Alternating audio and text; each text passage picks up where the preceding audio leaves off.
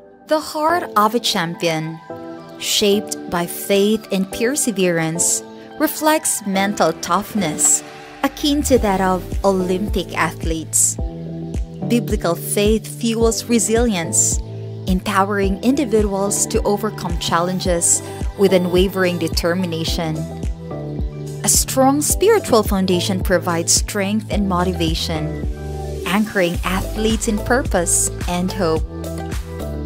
Athletes, like believers, engage in spiritual warfare, battling unseen forces of doubt and fear. But teamwork and unity in Christ mirror the collaborative spirit essential for success in sports. Biblical principles of humility and gratitude guide champions to inspire others while maintaining a grounded perspective. How can you integrate faith into your daily challenge to cultivate the heart of a champion? Find out today, only here on Good Morning Pastor. Good morning mga kapaglaom. And this morning, mapalaban na po ni Charel Iktin karon tungod kay Tagalog tayo Last ngayon. week, palaban Last week, English. Ngayon, Tagalog. Ganito na talaga ang buhay natin sa Panimbaya. And mga kapaglaom, makauban nato karon atong pinalangga ang Director of Center Digital Evangelism of EWR. Mga kapaglaom, this morning, atong makauban, Pastor Alexis Mercado. Good morning, Pastor. Magandang umaga po. Good morning, magandang umaga. I'm very happy to be here. Thank you for inviting me. Thank you for the opportunity. I'm very, I'm just so blessed to be with all of you this weekend and spend time with all of you. Praise the Lord. Thank you for saying that, Pastor. We're glad to have you here. Amen, amen. Thank you, Pastor. So, Pastor, pasensya na, medyo yung Tagalog namin matigas, pero okay lang. Ganito talaga tayo eh. Matitigas. Hindi lang matitigas sa spiritual. Yes.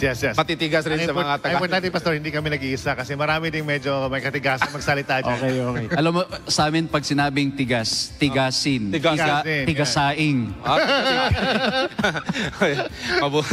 Maganda yun ha. Tigasin, tigasaing. Sa amin dito, tagaluto. Tagaluto. So basta, in the spirit of Olympics. Spirit of Olympics Yes. tayo ngayon. Ang atleta ng Olympic, madalas na mag-usap tungkol sa mental na katatagan na kailangan upang magtagumpay. Paano maugnay ang konsepto na ito, Pastor? Okay. I'm very happy kasi itong concept na ito, itong idea na pinag-uusapan natin ngayon, I can relate really to this. Kasi I was an athlete. So I was playing basketball before as a varsity player. Wow. Yeah. So I can really relate to the mental toughness na kailangan kasi naalala ko noon, talagang you will feel your body aching. Tapos yung mental toughness na ikaw lang minsan mag-isa. Tapos hindi lang sa ikaw lang mag-isa. Pag minsan you will feel like you want to give up. Yes. And so that's why there's really a need to be tough pag ikaw ay magiging atleta.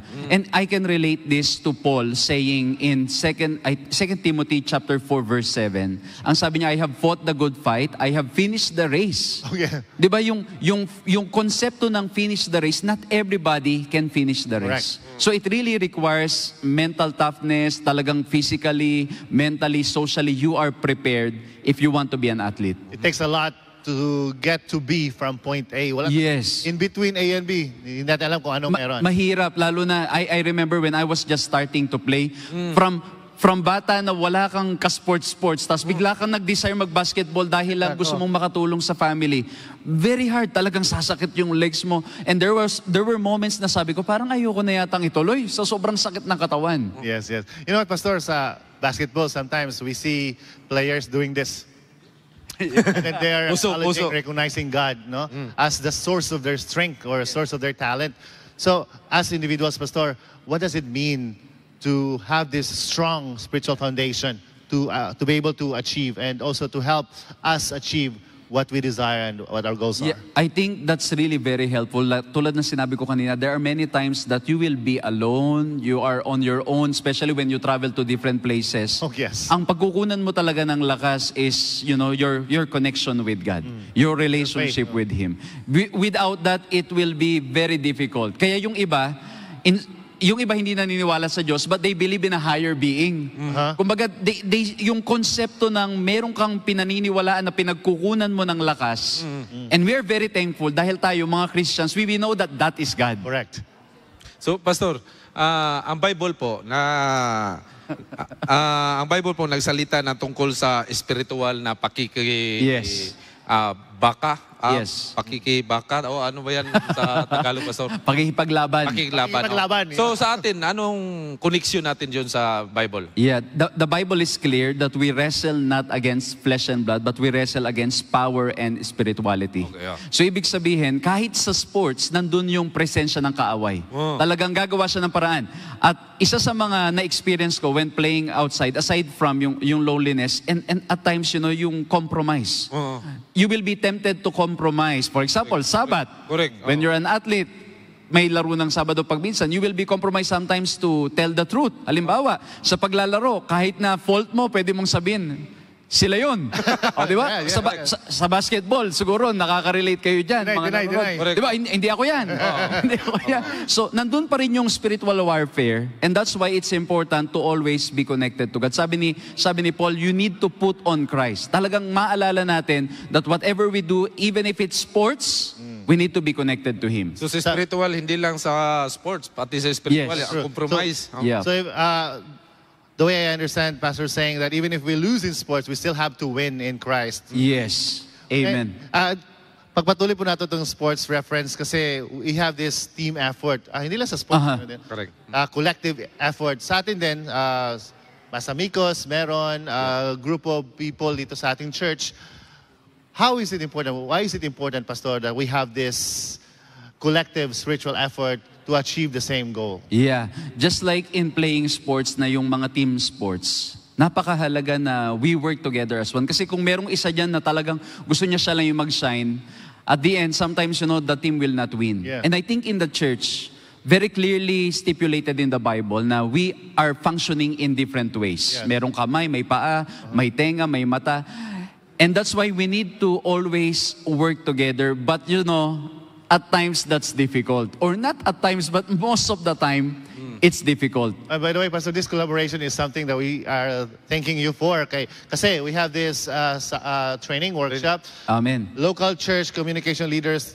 Although we have SWPUC here, but they are actually in equal partnership with Adventist World Radio. That's why Pastor is here. Amen, amen. And aside from that, you see, yung kamay, yung paa, iba-iba yung function nila. Iba-iba yung nako-contribute And together nila. they can bring something. Yes, and Meaningful. like etong program natin, if it's just all those people facing the camera, wala yung mga technical people natin, I don't know what will happen to us. Correct. So, Pastor, ano po yung parting words natin sa ating mga kababayan, lalo na sa Luzon, yung mga Amen. viewers natin ngayon? Kasi special tayo ngayong Sabado kasi Amen. dito ka. Amen. Napa-English ka bigla, parting words. Hindi na Tagalog. Hindi na Tagalog. Okay. Ako ang masasabi ko yung sinasabi sa Biblia sa Philippians 4:13. I guess many of you who are watching us, joining us, you know this text very well. Ang sabi doon, I can do all things through Christ who strengthens me. So whether it's in the sports realm, whether it's in the spiritual realm, it's very important that we trust in the Lord and we believe that through Him, in Him, by Him, with Him, we can do it. Wow. Thank you kay Pastor.